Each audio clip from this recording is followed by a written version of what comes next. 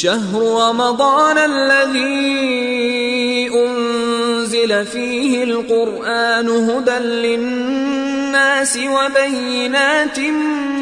من الهدى والفرقان اعوذ باللہ من الشیطان اللعین الرجیم بسم اللہ الرحمن الرحیم الحمد للہ وکفا وسلام علی عبادہ الذین اصطفیٰ محمد وعطرتہ الطاہرہ واللعنۃ الدائمۃ علی اہلہا اما بعد ماہ رمضان المبارک کے 12ویں دن کی دعا کہ جسے امام معصوم علیہ السلام یوں تعلیم فرماتے ہیں بسم اللہ الرحمن الرحیم اللہم زینی فیہ بالستر والعفاف واسترنی فیہ بلباس القنوع والکفاف واحملنی فیہ علی العدل والانصاف وآمنی فیہ من کل ما اخاف بعصمتک یا عصمت الخائفین۔ اے پروردگار مجھے پردہ پوشی اور پاکیزگی کے ذریعے سے اس دن میں زینت عنایت فرما، زینت بخش دے۔ وسترنی فیہ، اور اس دن میری پردہ پوشی فرما بلباس القنوع والکفاف، قناعت اور کفایت کے ذریعے سے میری پردہ پوشی فرما، مجھے بچا لے، مجھے بچا کے رکھ، سنبھال کے رکھ۔ وَاحْمِلْنِي فِيهِ عَلَى الْعَدْلِ وَالْإِنصَافِ، اور مجھے عدل اور انصاف کے کاموں کے اندر مشغول کر دے۔ وَآمِنِّي فِيهِ مِن كُلِّ مَا أَخَافُ، اور اس دن میں مجھے ہر اس چیز سے امان عنایت فرما دے کہ جس سے میں خوف کرتا ہوں، اس سے مجھے بچا لے۔ بِعِصْمَتِكَ يَا عِصْمَةَ الْخَائِفِينَ، اے خوف کرنے والوں کو بچانے والے، تجھے تیری عصمت کا واسطہ ہے، مجھے بچا لے۔ اس دعا کی تلاوت ماہ رمضان کے 12ویں روز کی دعا کی تلاوت کا ثواب یوں بیان کیا جاتا ہے روایت میں کہ من دعا بھی، جو اس دعا کی تلاوت کرتا ہے بدلت سیئاتہ حسنات، اس کی برائیوں کو حسنات، اس کی سیئات کو حسنات میں تبدیل کر دیا جاتا ہے، اس کی برائیوں کو اچھائیوں سے بدل دیا جاتا ہے۔ وَغُفِرَ لَهُ مَا تَقَدَّمَ مِن ذَنبِهِ وَمَا تَأَخَّرَ، اور پروردگار عالم مغفرت فرما دیتا ہے، معاف کر دیتا ہے اس کے ہر وہ گناہ، ہر اس ذنب کو کہ جو اس نے انجام دیے تھے یا جو وہ انجام دینے والا ہے، اس سے پروردگار عالم مغفرت فرما دیتا ہے، اس کی غفران اس کو پروردگار عطا کرتا ہے۔ اب جو اس نے غلطیاں کر رکھی تھیں اس کو معاف کر دینا،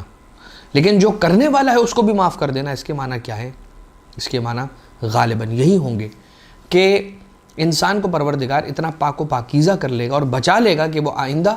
ذنوب کے اندر گرفتار ہی نہ ہو اور گناہوں کے قریب ہی نہ جائے کہ وہ گناہوں کو انجام دے کر اپنے نامہ اعمال کو آلودہ کرے۔ ستر، زینی فیہ بالستر والعفاف، پروردگار مجھے اپنی پردہ پوشی اور پاکیزگی کے ذریعے سے مجھے زینت عنایت فرما۔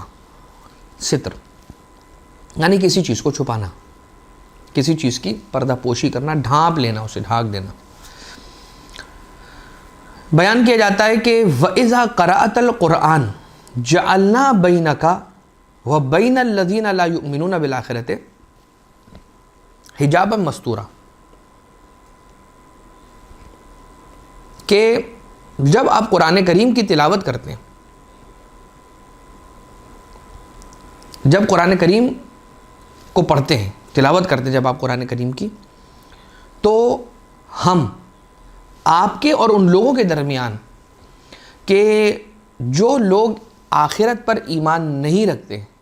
ایک ستر کو، ایک حجابً مستورہ کو رکھ دیتے ہیں، جو آپ کو ان سے بچا کے رکھتا ہے، دور کرتا ہے، چھپا کے رکھتا ہے۔ یعنی جو قرآن کریم کی تلاوت کرے گا تو پروردگار عالم اسے جو ایمان نہیں رکھنے والے افراد ہیں یا جو برے لوگ ہیں ان سے بچا کر رکھتا ہے، ان کے شر سے پروردگار بچا کے رکھتا ہے، اپنے پردہ پوشی کے دامن میں چھپا کر رکھتا ہے۔ حضرت امیر المومنین علیہ السلام یہ ارشاد فرماتے ہیں یا ایھا الناس، یا ایھا الناس طوبی لمن شغلہ عیبہ عن عیوب الناس۔ ستر کرنا، پردہ پوشی کرنا یعنی کیا؟ کسی کے عیبوں پہ پردہ ڈالنا، کسی کے عیبوں کو چھپانا۔ مولا کائنات علیہ السلام ارشاد فرماتے ہیں کہ خوشخبری ہے اس کے لیے، انسانوں جتنے بھی انسان سن رہے ہیں، جہاں تک مولا کائنات علیہ السلام کا یہ جملہ پہنچ رہا ہے ان سے امام کا خطاب ہے، مولا کا خطاب ہے۔ مولا امیر علیہ السلام فرماتے ہیں کہ طوبیٰ لمن، خوشخبری ہے اس کے لیے، گڈ نیوز ہے اس کے لیے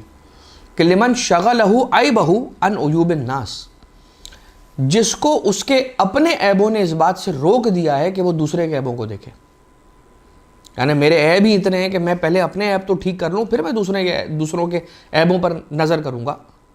پہلے میں اپنے عیب تو ٹھیک کر لوں، پہلے میں اپنی تو کمی کو پورا کر لوں، پھر میں دوسروں کی کمی اور دوسروں کے عیب دیکھوں گا، اس میں سے عیب جوئی اور تلاش کروں گا عیب۔ لہٰذا خوش نصیب وہ ہے مولا کائنات علیہ السلام کی نگاہوں میں جسے اپنا عیب دوسروں کے عیب پر نظر کرنے سے بچا لے، روک لے، مشغول کر لے۔ اب مولا سید سجاد علیہ السلام کی دعا صحیفہ سجادیہ کے اندر یوں ہے کہ سرکار ارشاد فرماتے ہیں کہ اے پروردگار، تیری شان ستاریت ہی کا یہ نتیجہ ہے کہ تو بندوں کے عیبوں پہ پردہ ڈالتا ہے، کیونکہ رب ذوالجلال کو یہ بات گوارا نہیں ہے کہ اس کے بندے دوسروں کی نظروں میں ہلکے ہو جائیں اور اپنے چھپے ہوئے عیبوں کی وجہ سے وہ ذلیل ہو جائیں۔ پروردگار کو یہ بات قبول نہیں ہے، اسے گوارا نہیں ہے کہ اس کے بندے اپنے چھپے ہوئے عیبوں کی وجہ سے دوسرے بندوں کے سامنے ذلیل اور رسوا ہو جائیں اور کم ہو جائے ان کی عزت۔ اس لیے پروردگار عیبوں پہ پردہ ڈالتا ہے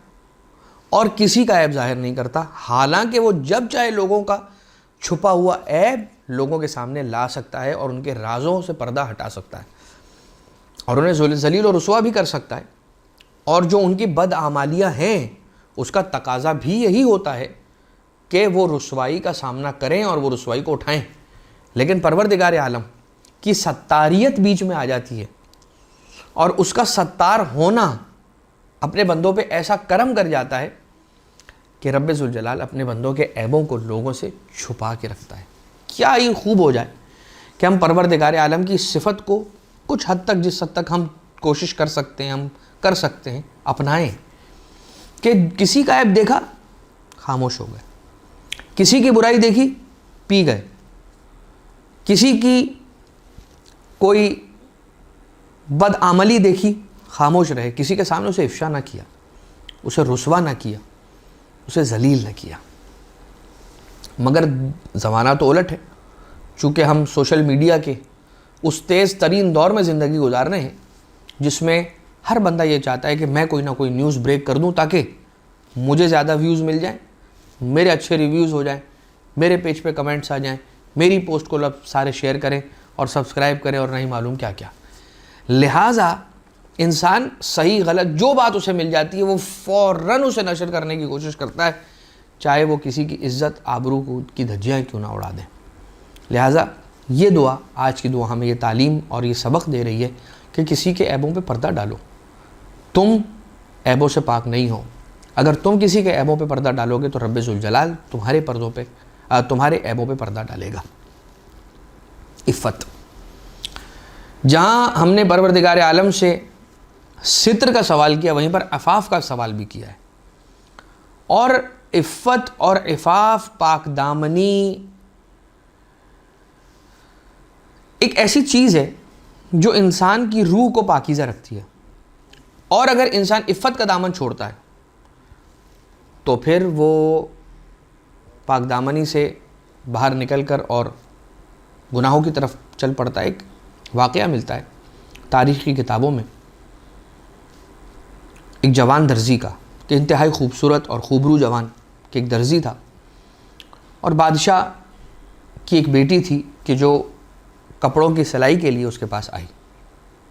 جب بادشاہ کی بیٹی کی نظر اور نگاہ اس خوبصورت درزی لڑکے پر پڑی، اس کا دل مائل ہوا اور اس نے اس جوان کو قصر میں آنے کی دعوت دی، کام کے سلسلے میں کہ کپڑوں کی سلائی اور قیاس وغیرہ کے لیے۔ جب یہ وہاں حاضر ہوا تو اس بیٹی نے، بادشاہ کی بیٹی نے اسے گناہ کی دعوت دی۔ اس نے کہا کہ خوف خدا، پروردگار دیکھ رہا ہے اور رب ذوالجلال کا خوف ہے یہ کام انجام نہیں دیا جا سکتا، مگر اس نے ایک نہ سنی اور کہا کہ تمہارے پاس اس کام کے علاوہ اور کوئی چارہ نہیں ہے، you don't have an option. تو اس نے کہا ٹھیک ہے، میں تیار ہونا چاہتا ہوں، لہٰذا مجھے اتنی اجازت دو کہ میں محل کی چھت پر چلا جاؤں۔ یہ لڑکا محل کی چھت پر گیا اور یہ کہتا ہے کہ میں نے اپنے لیے یہی سمجھا بہتر کہ گناہ میں پڑنے سے بہتر ہے کہ میں چھت سے چھلانگ لگا لوں، اور وہ چھت سے کود پڑا۔ پروردگار عالم کا کرنا یہ تھا کہ وہ گرا لیکن اسے چوٹ تک نہ آئی، کوئی خراش تک نہ آئی، اور وہ بچتا بچاتا سلامتی کے ساتھ اپنے گھر پلٹ گیا۔ جب گھر پلٹا تو اس دن کوئی کمائی اسے نہیں ہوئی تھی، اور اس کے جتنے کپڑے تھے جنہیں وہ بیچنے کے لیے لے کر گیا تھا دربار محل میں، وہ سارے اس نے وہیں رکھ دیے تھے اور سب چھوڑ دیے تھے اور آ گیا تھا وہاں سے، اور اسے کوئی رقم اس دن نہیں ملی تھی، روٹی لے کر نہ آ پایا۔ بچوں کو بہلایا اور سلا دیا۔ رات کی ایک پہر میں اس کی زوجہ نے تنور، گھر میں جو موجود تنور تھا اس کے ڈھکنے کو کھولا تو اندر کیا دیکھا کہ تازہ روٹیاں موجود ہیں۔ جب ان روٹیوں کو دیکھا تو تعجب کے ساتھ وہ زوجہ سوال کرنے لگی، درزی کی زوجہ، کہ اے شوہر نامدار یہ کہاں سے آئی ہیں روٹیاں؟ آپ تو آج روٹیاں لے کر نہیں آئے، مجھے تعجب ہے روٹیاں آئیں کہاں سے؟ تو اس نے جواب دیا کہ یہ عفت، پاک دامنی اور پروردگار عالم کے حکم کو انجام دینے اور اس کو بجا لانے کے نتیجے میں پروردگار عالم نے ہمیں یہ روٹیاں نصیب فرمائی ہیں اور عطا کر رکھی ہیں۔ جب پروردگار عالم کے سکھلائے ہوئے دین پر انسان عمل کرتا ہے اور اس راستے پر چلتا ہے جو اس کی رضا کا راستہ ہے، تو پھر بندے کی کیا مرضی ہے اسے خود پروردگار عالم پورا کر دیا کرتا ہے۔ تو اللہم زینی فیہ بالستر والعفاف، ستر میں بھی زینت ہے اور عفاف میں بھی زینت ہے۔ عفت میں تو زینت ہے کہ انسان پاک دامنی کے ساتھ رہے، عفت کے ساتھ رہے، عزت حشمت کے ساتھ رہے، احترام کے ساتھ رہے، اور ستر میں دوسروں کے عیب چھپانے میں بھی زینت ہے، اپنے لیے زینت ہے۔ وَاسْتُرْ فِيهِ بِلِبَاسِ الْقُنُوعِ، اور پروردگار مجھے قناعت کے لباس کے ذریعے سے میری پردہ پوشی فرما، میری حفاظت فرما، کہ اگر میں نے قناعت نہ کی اور کم پہ صبر نہ کیا تو میں غلط کاموں کی طرف پڑ جاؤں گا، اور حرام کاموں سے میں حرام رزق اور حرام روزی کی طرف لپکوں گا۔ اگر قناعت انسان نہیں کرے گا اور اپنے لیول سے بڑے سٹینڈرڈ کو پورا کرنے کی اور اس ریکوائرمنٹ کو پورا کرنے کی کوشش کرے گا تو بالآخر وہ حرام راستے سے رزق کمانا شروع کرے گا، اور اس سے لقمہ حرام اس کی اہل و عیال کے شکم میں جائے گا اور اس کے نتائج بہت برے ہیں۔ والکفاف، اور اپنے ہاتھوں کو روک لینا۔ روک لینے کا مطلب کیا ہے؟ کنجوسی نہیں، مگر جو کام مناسب نہیں ہے، میری حیثیت سے بڑھ کر ہے، اس کام کو انجام نہ دینا۔ جتنی کفایت کر جانے والی چیز ہے بس اتنا کرنا اور اس کے بعد چھوڑ دینا۔ قناعت والکفایہ، پروردگار اس کے ذریعے وَحْمِلْنِي فِيهِ عَلَى الْعَدْلِ وَالْإِنصَافِ، اور پروردگار مجھے عدل اور انصاف کرنے کی توفیق عنایت فرما، مجھے توفیق عنایت فرما کہ میں عدل اور انصاف سے کام لوں، ظلم نہ کروں، جہالت کا مظاہرہ نہ کروں، اور جس چیز سے میں خوف کرتا ہوں اگر یہ تین چیزیں میں نے کر لیں تو چوتھی چیز پروردگار مجھے خود عطا کر دے گا۔ اگر میں نے ستر اور عفاف سے کام لیا، لوگوں کے عیب چھپائے، لوگوں کے ساتھ عفت اور پاک دامنی کے ساتھ رہا، اگر میں نے قناعت کی، صبر کیا اور عدل اور انصاف سے لوگوں کے درمیان برتاؤ کیا، تو مجھے جس چیز کا خوف ہے پروردگار اس سے مجھے امان عطا کرے گا۔ بے عصمتک یا عصمت الخائفین، اے خوف زدہ لوگوں کو بچا لینے والے، اپنی عصمت کے واسطے سے میری حفاظت فرما۔ اس دعا کے صدقے میں کہ پروردگار ہم سب کے دامن کو پاک اور پاکیزہ رکھے، آلودہ ہونے سے بچائے، آنکھوں کے گناہ، کان کے گناہ، زبان کے گناہ، ہاتھوں کے گناہ، جتنے گناہ کبیرہ اور صغیرہ ہیں ان سے ہمیں محفوظ فرمائے، اور امام زمانہ عجل اللہ تعالیٰ فرجہ الشریف کے ظہور میں تعجیل فرمائے۔ وآخر دعوانا ان الحمد للہ رب العالمین، وصلی اللہ علی محمد وآلہ الطیبین الطاہرین۔